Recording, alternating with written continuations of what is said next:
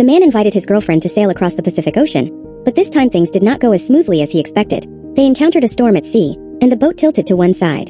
The two men could only quickly change course and ask his girlfriend to help hold her hand. Suddenly, a big wave came and the sailboat collapsed, and the girl fell into the cabin and lost consciousness.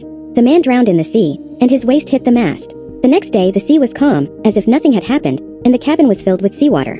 The girl woke up unconscious and ignored the pain in her body. She immediately searched for her boyfriend's location, but no matter how she contacted him, she received no response from him. Suddenly, she had a bad feeling in her heart. She could not find him on deck and there was no sign of him there, and the hull of the schooner was badly damaged and had lost its strength. She pulled the safety rope tied to her boyfriend, but the other end of the rope was empty. The girl tried to call rescue teams, but there was no signal at all, and she felt hopeless. At this moment, the girl saw a lifeboat floating in the distance, so she took out her telescope and looked at it, but it was a little far away and she couldn't see what it was clearly. The girl thought her boyfriend might be up there, so she drained the water from the cabin, and then taped off the damaged parts of the hull with waterproof tape. After 2 hours of hard work, the girl hung the painting again. Then she set off towards the lifeboat, and after getting closer, she found that her friend was already on the lifeboat. When she approached, she found that her friend was tying himself with a rope without any hesitation. Then she jumped into the sea, struggled and swam towards her friend and slowly pulled her friend and herself to the boat with the help of the rope. Fortunately, the friend survived the storm, but was seriously injured. He suffered a fracture in his right calf and several ribs were broken. Now he must leave the sea as quickly as possible, otherwise the friend will die if his wounds persist.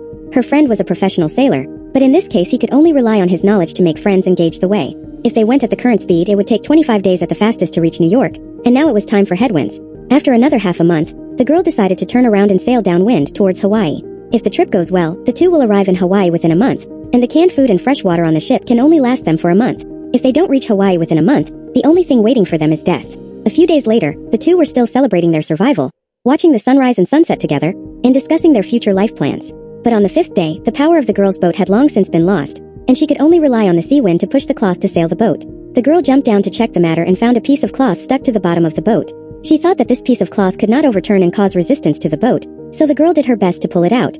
On the 10th day of paddling, her friend's wounds began to worsen, and there was not much canned food in the Tamsui River. The girl was a vegetarian, and her friend advised her to eat some protein, but the girl objected to his suggestion. There was no other way, so the friend could only pretend to be pitying him, and said that he needed protein supplements to recover from the wounds on his body. He went fishing in the sea for his friend's girl, but he had never killed anyone alive, so this was a difficult path. When you were not paying attention, the girl took the spear and threw it out. However, due to lack of experience, she did not catch a single fish in the sea. The girl danced happily. On the 18th day of rowing, she found beer in the cabin. There was no fresh water, so the two started drinking. Since there was no fresh water, the food was consumed faster than expected. Now there is no water, no food, and no hope of saving the girl. On the 28th day of the drift, the girl saw a cruise ship and quickly took out a flare gun and fired it into the sky, but received no response. She quickly added another shot, but the cruise ship did not stop and the girl did not react until the cruise ship lights went out. On the 33rd day of the hallucination, the wound on the friend's leg became severely infected and began to rot, accompanied by a rancid odor, and he developed a high fever.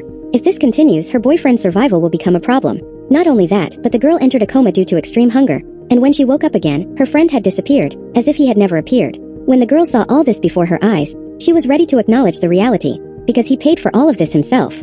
Her longtime friend has stayed in the storm forever. The previous conversation with her friend at the bottom of the sea was about talking to herself, so she immediately woke up and started crying and decided to cheer up and went to the sea to continue fishing. This time she became very determined and managed to catch a large fish which was devoured by the sashimi vegetarian. In the face of death, everything else is trivial. In this way, the girl held out for a few more days.